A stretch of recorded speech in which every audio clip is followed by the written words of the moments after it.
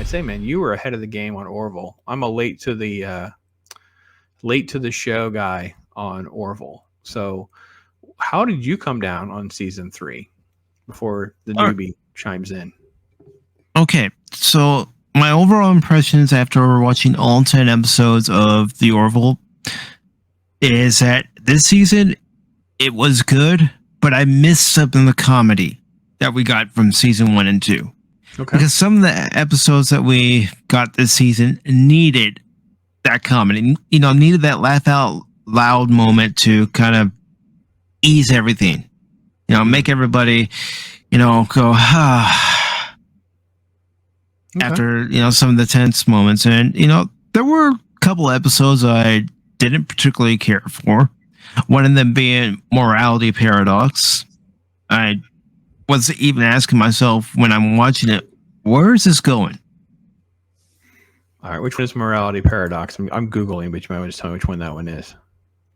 That was the one where, and I'm probably going to say the character's name wrong, but this character named Daya appears, and she was the silicone-based the con girl. form. Yeah. Oh, yeah, that had a weird ending to it, too. Like, what on earth is happening in this episode? Yeah, and that was pretty early on, right? That was episode 3. Mm-hmm. Yeah, because the first 2 episodes were great. Like, I love the first 2 episodes with Isaac, the suicide theme, the messaging, the complexities of all that. Thought that was great. That episode was kind of like I don't know what they're doing here. Like, I actually felt on that one, it was more like a miss. Like, it wasn't bad, but it wasn't good. It was like, we kind of missed something there, right? I think that it was after that, though, we had kind of a middle phase where they kind of lost their footing a little bit and got very political. Like, I felt like they were really trying to make some heavy-handed political messaging, and I thought it's the only time in the Orville up until that point I felt like they kind of drifted into like the problem that Star Trek has. Like, they didn't seem to know how to do it well. In the first 2 seasons, first off, season 1, they hit it out of the park with that. Like, they were very political, they were very thoughtful, they were very challenging, but it was also comedic and edgy. It was fantastic, the first season. Most of season 2 was as well. I think we had one episode that was a little softer on that, and I didn't care for the time travel stuff at the end of season 2. Like, that was really the only episodes I was like, yeah, I'm not really enjoying this. I don't like time travel stuff like that, because they don't want to really rewrite their whole history or anything. So there's going to be ins and outs and things like that. And they did it in season 3 too, right? Because they had that weird cop-out ending. They set up that really great episode for Malloy, right? Where he's stuck on Earth. Where he goes back in time. And oh, yeah, so good. And then it's like he just shows up. He's like, I don't want to go back. Well, we're going to make you. And then at the end, it's like, oh, no, we're just going to go back in time and just pick you up earlier, so we'll nullify all of this. I'm like, well, that was a weird cop-out. You didn't even really resolve the issue of, like, someone just feels like they're abandoned. Like, it was interesting because, it's like, it's easy for us to say or judge him. But then when you start thinking about, well, yeah, you were okay for 2 months or 3 months or a year or 2 years. But after a while, how long till you're like, screw this, I'm just going to go live my life. And then you've made a life and they come back and they're going to rip the carpet out. And you're like, listen, screw you, I'm not doing it. I even said that as I'm watching the episode, because I was doing live reactions to these episodes, and I said, screw the union's rules on time travel and tampering with the timeline. He's got a family, bring them to the future. I'm shocked he didn't shoot him.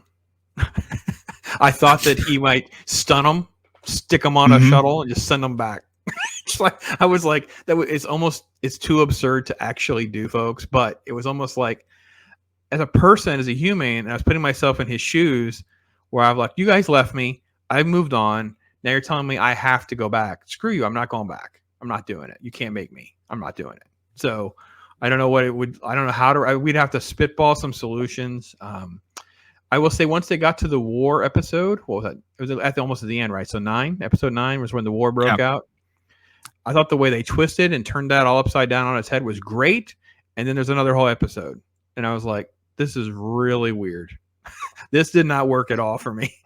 The episode 10 was like a major weird, like, flatness in the way I felt with this season, because after the war episode and all the sort of fallout of all that. I thought, we got there. They pulled a switcheroo on us of who's the good guys and bad guys, bringing the Kalong along so we can kind of see them and they can see us differently. All that worked really well. So, yeah, that middle is where I had a really big problem.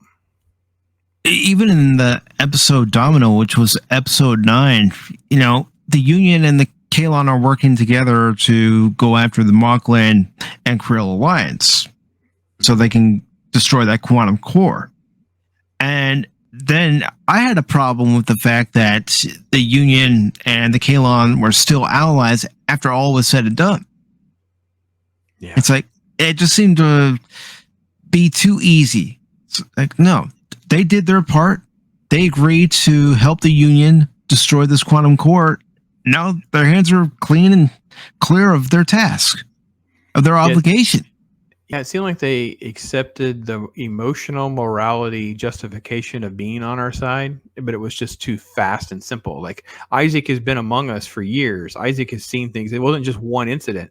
These people the other Kalon, the leader, just saw one incident and he's good. He flipped it instantly. I'm like, that was just, I think that's what you're saying. It was just too simplistic and too fast.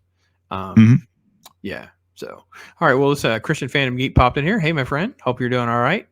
I saw you stream the other day, so it's great. Let's see. I caught up on all that. So I don't know what you guys think about the Orville. So feel free to leave some comments or your thoughts on that. Gap said Orville. Overall agreed the lack of comedy was established before other seasons. I know I'll be banished from my grade. No. It's fine. Look, I will say the biggest thing, Mike, you're way more into this than I am. I know some people have talked about Kelly because Kelly seems like she's like a witch on wheels sometimes in this season. But my bigger issue is Ed.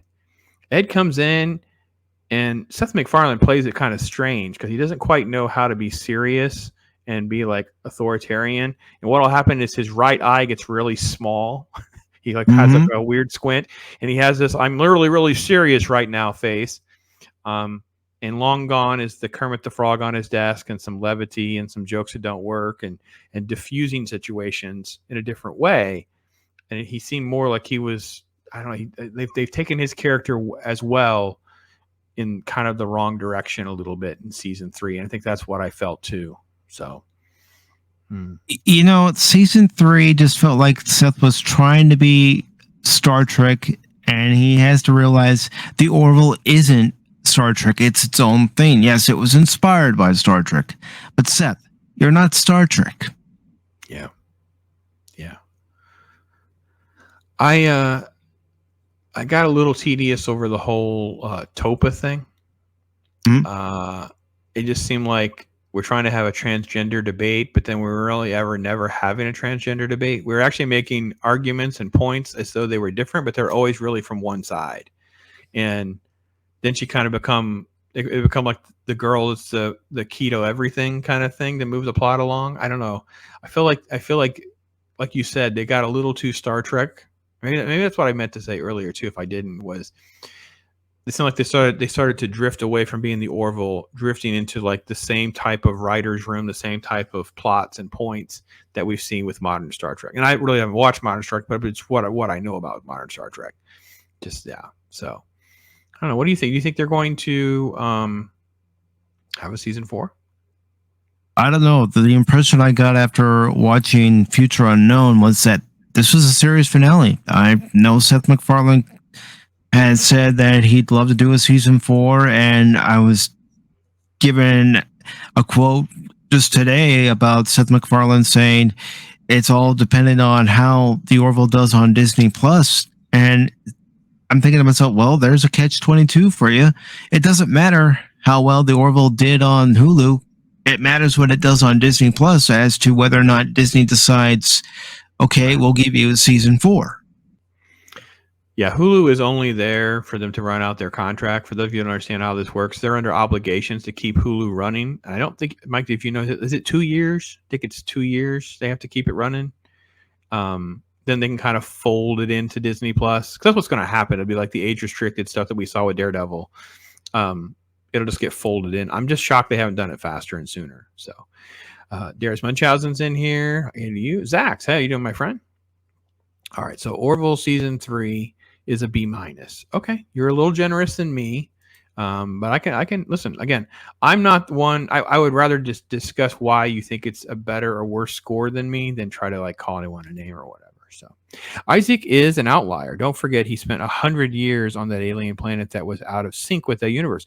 I thought it was even more than 100 years. I thought in their time on that planet it was even more than that, but I might have that wrong. But I thought it was 700 years. yeah, I was gonna say 700 years. So maybe it was 100 years or something, but then his time it was 700 years or something. Anyway, so he had his own emotional growth and acceptance of the sentient organic life. I agree, and they kind of let the Kalon get off the hook with having this like one emotional war, and it's like, oh, you guys are different than our creator, so therefore we're good with you people. And I'm like, ew, that was way too clean and neat. And that's why I agree with Mike. This may be a series finale. I will say though, because I know that Loki and others have brought up that they're not under contract and stuff. I would like to see, Mike, if we're going to start it again, and let's say you can't get everybody back, all you got to do is have them on Earth. It's been 2 or 3 years. Ed and Kelly are promoted, and you got to come up with a Star Trek motion picture element to basically get the band back together. And they can either do a film or they could do a series or something like that. It's a piece of cake to come up with something, guys. I could see them doing a TV movie reuniting everybody. Sure. Seth tries to be serious. He just looks sarcastic. Yeah, he's got the one eye. I don't know if you guys catch the right eye. It gets a little weird for me. I can't always take Seth. Actually, that's the reason I didn't watch it. So for those of you that don't know, I didn't watch Orville because my wife has an incredible disdain for Seth MacFarlane. And I just thought since he was involved, the show wouldn't be serious much at all. And I couldn't handle all of that. So with that, she's made it. Oh my gosh. I'm so happy. There we go, Mike. We're going to class this joint up, right? Having 2 fellas in here. Bring her in. Hey, Mags, how are you? Hey. I just drove 3.5 hours just to get online with you. Listen, the things that people do to hang out with this old guy. Golly, I love it. Yes, exactly. Hope you're doing well, Mags. Hope you're doing well. I am. You should have seen me like as soon as I parked my car at the hotel. I was like, I need to run inside. Well, we appreciate it. I'm sure everyone in chat's going to love having you here and chatting with you. We were kind of wrapping up near the end of our Orville thoughts. So give us your thoughts on because you did like me. We were kind of late to the party of the Orville experience. And I think for me, tell me if you agree, because I binged it so much faster, my experience of season 1 and then season 2 and then my season 3 was so further down. It was like more of a shock factor. So people that really liked season 3, for me, I have a harder time because my comparisons is like yesterday kind of feeling. I feel the same way. I think season 2 is the best season. Okay. I found far more enjoyment out of it. At least because I haven't done episode or watched episodes 9 and 10 yet. However, of season 3. However, as far as me getting to, I don't know, season 3 has been up and down for me. Like there were sub episodes I just was like, okay, and other episodes I was like, wow, that's a great moment. That's a great scene, blah, blah, blah. I don't know. It's just, I felt like season 2 was, I feel like you Pops, where my high was season 2 and season 3, I was just had such high expectations that season 3 brought it down for me. There were some choices that were made personally for me that Seth MacFarlane and gang did, like adding the addition of Charlie. She was annoying. and in so many ways, I know she's not the issue, but she is part of the issue. And sometimes when you add up a bunch of issues, it just ends up the meal doesn't taste as good. It's a well done steak rather than an actual medium done steak. So and for those of you in chat, Max hasn't watched 9 and 10. We don't want to spoil anything, so we'll have to tread lightly because I do want her to have a good experience watching 9 and 10, right? Because it's important to know. I've already heard what happens, but for me personally, if I get spoiled for it, it doesn't really matter because my experience watching it is going to be totally different because I'm hearing somebody else's perspective and experience. It's totally different coming from me. So I don't mind at all. I'm not one of those. And I think Mike and I both agree. I probably had a more. I think my swing was even greater with I didn't like the middle of Orville season 3. Like the first 2 episodes I thought were good. Season 3 with the weird Tron girl and the weird twisty story, I didn't care for that very much. But I felt like that was more like they missed. And then you have this weird middle ground. They kind of got political. The weird Topa episode, stuff like that. It's kind of obsessed. And then it got a little bit better. And then I thought the end. And then you have like episode 10. I likened it to it seemed like the show was drifting towards modern Trek. Like it seemed like that's kind of how they drifted, and that's what Daft Wolfman said. Yeah, modern Trek blows. Yeah, I know. Yeah. I've heard. I've watched none of it because I know how bad it is. And Gap says this is the end. I don't know. So here's my thing, Gap. Mike, you tell me what you think. Money matters. So let's just presume there's no season 4 right now. They'll come a knocking. They need some money. Seth, what do you want? How much of the band can we get back together? Maybe it's a short season. Maybe it's just, like you said, a TV, a direct to Disney Plus movie, something like that. Maybe that's what they have to wait for. Maybe we'll have to wait for Hulu to kind of go away. There's other red tape. I don't know. But Hulu is not around long term. I almost can 100% guarantee it, other than the fact that they'd have to do something with all this rated R content that they bought. They got to figure out something to do with it. I don't know, Mike. What do you think? You think you said TV movie you can easily see? Yeah, and I'm sticking to that because I honestly don't believe there's going to be a season 4.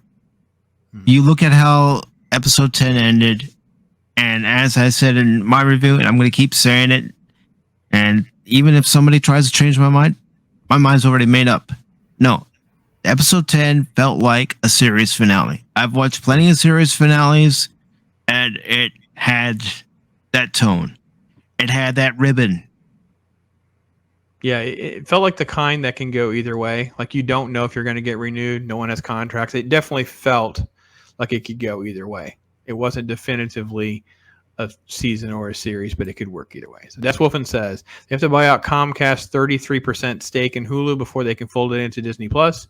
That will happen by the end of 2024. I knew they have a couple years left, and there's lots of finances and red tape. Yeah. Abomination AJ stayed hopping in here. Hey man, how you doing, brother? And see, these guys must be cool. Look, Mike, our stock is rising because Max is here. I told you. I have a quick question. Not to change the subject, but with the Orville, the way it ended, and I feel like everybody too in this regard of the way they ended it. It was like this season they weren't quite sure if they were going to get a season 4, and you can get that feeling throughout the show. Yes. But then they did a wrap up, basically season wrap up at the end. And I agree. I think a movie, an Orville movie, would be better than trying to do a season 4.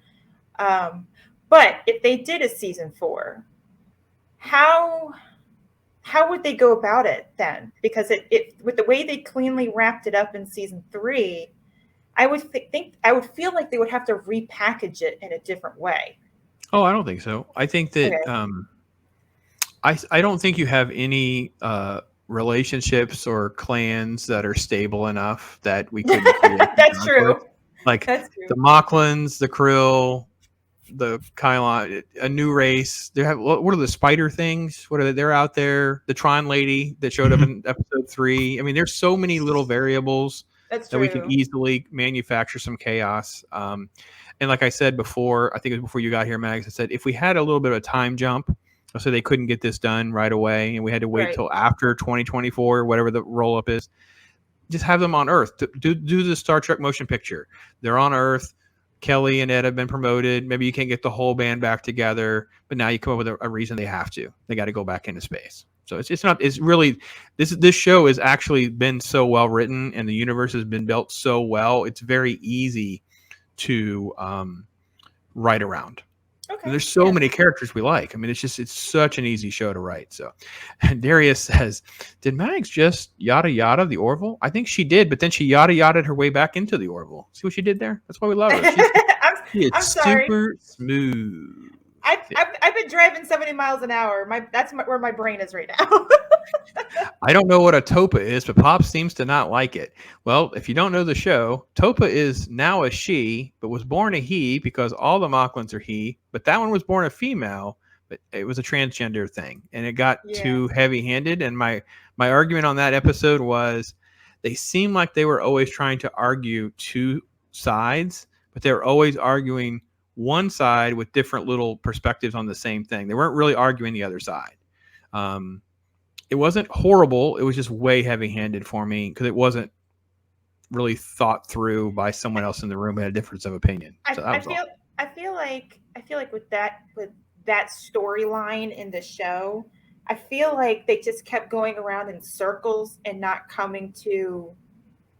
We all knew what they wanted to do. Yeah, exactly. That was the problem. They wanted to get to the solution, but they didn't know how to get there. And it just kept going around and around and around and around in circles. And that's how I felt about it too. So the only thing was it really did create a redemptive arc for Clyden. Did I say the name right? Is that right? Yes.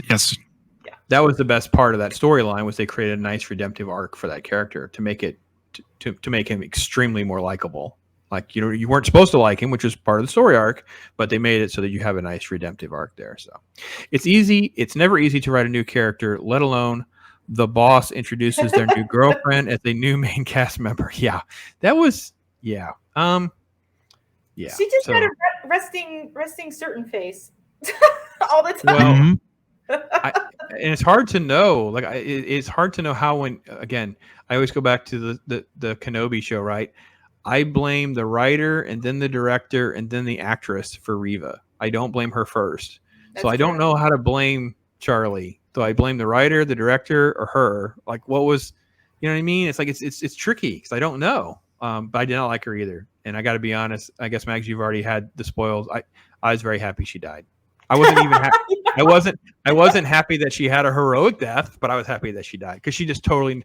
I'm actually shocked they didn't kill off more characters. Mike, were you expecting other characters to be killed off? Because I actually expected someone else to sacrifice themselves. There'd be someone else that dies. I was, but when it came to Charlie, I'm sorry, I didn't like her from the get-go. She wasn't like Ensign Ro when Ensign Ro came on TNG in season 5, and you got to know that character. And whether you like the character after the end of that character's run or dislike the character, that's up to you. But, with Charlie, it always seemed like she had a bug up her keister. She did. Her entire character was built around she hates the Kylons. She lost her sister and hates the Kylons, and she couldn't get over it. So it's like, yeah, but you're not giving me anything positive to like. And then notice that how in the second half of the season, she'd spend all of her time being I see in 4 dimensions, I'm down in engineering, being super smart girl, and you're like, this is all not likable. Like, I'm not getting anything to get a hold of, right? So I will say this, I see lots of things when I daydream. That's good. I will say I actually thought, I know I'm going to make a lot of enemies. I'm really sorry. That's why I'm not a writer, because I would have pitched hard for this. I probably would have had the Topa situation, the Clyden situation, but for some reason, part of the savior, part of saving everything involved Bortus also sacrificing himself. So even though the family was able to be reunited and saved, it all had to happen only because he had to sacrifice himself. It's a tearjerker, it's destroying kind of thing. I know I'm killing a main character everybody would like, but that's what I actually thought they were going to even try to go for. But yeah, I'm an awful person. I know. It would have made an impact, a very deep impact, not just on the show itself, but on the fan base. Which is what you should be going for. I know you don't want to lose good characters. I know you don't want to do that, but then you have to deal with Clyden raising a kid by himself. And does he move on? Does he not move on? You have other story things you can go with. And anyway, Gap says, all right, if they were sure about continuing the Orville, they wouldn't have had contracts expire, let them go to other projects. That's true. Again, I think Disney and Hulu and this whole thing, it's a muddled mess. and it just smells of something that they don't want to talk about. Be honest. So we'll see. Just seeing that this has started. Oh, well, you were late. It's okay, Paul. Hang on, man. It's good. Thanks for being with us. D plus does not need contact. It will probably be a factor if they move any more Orville. Okay, we'll see. Yeah. It did feel like closure in case there's no renewal. Yeah, I agree. I think Mike's dead on with that. Like, this was a finale that can just be either one, literally, to be honest. So.